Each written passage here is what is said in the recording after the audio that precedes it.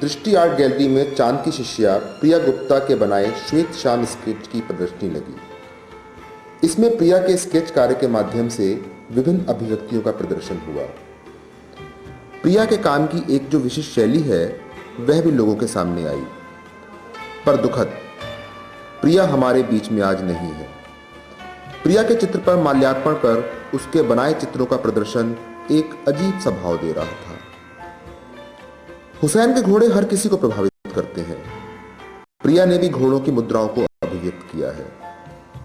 बच्चों का सुनहरा रुपहला संसार बच्चों की मासूमियत के साथ साथ है।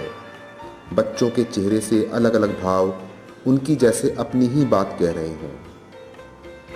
खजुराहो की खंडित देव प्रतिमाएं अपने आलोड़न में अपने युग की अभिव्यक्तियों के साथ हैं। पत्थरों की तराशन का हिसाब किताब और उसका पुरानापन जैसे स्वयं ही कह रहा है कि आओ और मुझे निहारो। इन देव प्रतिमाओं की प्रस्तर शिल्प और उनके अंगों की बनावट और उनकी वजहों को उभारते से प्रतीत होते हैं।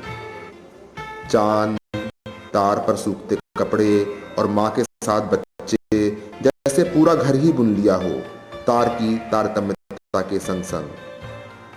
चांद की रोशनी में नहाई नारी देह की सुंदरता देखते ही बन पड़ती।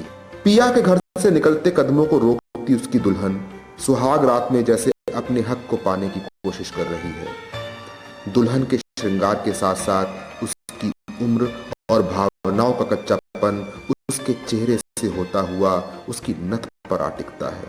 राजस्थानी शैली चटकदार रंगों की शैली है, लेकिन श्वेत शाम स्केच में ये राजस्थानी शैली अपने को अलग तरह से मूर्त करती नजर आती है। राजस्थानी वाद्य बजाते हुए व्यक्ति के पास जो स्त्री खड़ी है वह ये बूझने की कोशिश में है कि राग अब शुरू होने की बेला है या राग अभी समाप्त हुआ है। उसका असर एक बहता हुआ झरना अपने फेनिल पानी के साथ पत्थरों के बीच अपनी जगह बनाता बह रहा है।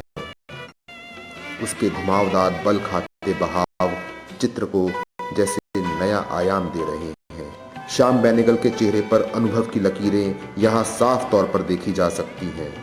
एक बंजारन अपने प्रियतम के इंतजार में है और उसके जिस्म पर जेवरों की कशिश बतला रही है कि उन्हें कितनी मेहनत से और किसके लिए पहना गया है। अंग्रेज औरत के चेहरे का कसाव और उसके मिजाज की तलखी नकाब की जाली में जैसे खुद को छिपा रही हो। यहाँ माँ अपने नवजात बच्चे को उसके पिता के हाथों में सौंप रही है। एक बढ़ते हुए परिवार की भावनाओं का जज्बा। नग्न नारी देह को कलाकारों ने कई तरह से चित्रित किया है, लेकिन छाया में छुपी नारी देह रोशनी के थोड़े से बिंब उसकी मांसलता को जैसे सबके सामने लाने से रोकते भी हैं और उभारते भी। एक ग्रीक माँ और उसका बच्चा, उनके घुंघराले बालों से उनकी पहचान सघन होती है। बच्चे का मासूम हाथ माँ के चेहरे पर उसी तरह से है जैसे किसी भी धर्म, देश या जाति का बच्चा अपनी माँ के चेहरे पर रखता है। मदर टेरेसा अपने चेहरे की झुर्रियों के साथ साथ मोमबत्ती की रोशनी से आध्यात्म की रोशनी तक एक सफर तय करती दिखती हैं। व्यक्ति से संत बनने तक की यात्रा। आज प्रिया नहीं है, उसका काम है।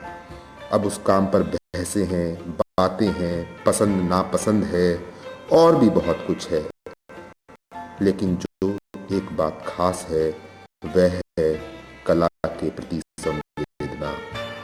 इस संवेदना ने ही प्रिया को ये सारे आयाम